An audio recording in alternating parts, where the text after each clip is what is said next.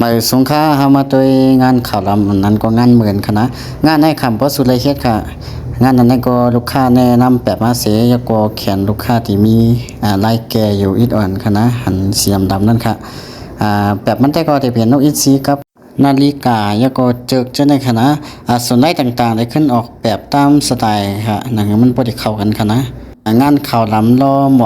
วกได้เป็นของลูกเรียนของค่าที่ซักกว่ามื้อวันตั้งมื้อ ทดลองสอบสักหนังก้นนั่นค่ะนะอันนี้ค่ะดอกไม้อันนี้ค่ะขึ้นออกตามแนวมันคือมันเข้าหากันได้ตั้งงานข่าวลำค่ะนะคล้ายๆออกกลางญี่ปุ่นยอดโลเล่กันตั้งข่าวลำผลงานก็ได้ออกมาประมาณนั้นค่ะนะก็ห่างที่อยู่ค่ะงานข่าวลำโลเล่ญี่ปุ่นอีดออดเนี่ยค่ะนะก็โลเล่กันไปฝากผลงานพองค่ะหมายสุงค่ะสนใจตักมาเลยค่ะนะคิวยังว่างอยู่ค่ะหมายสงค่า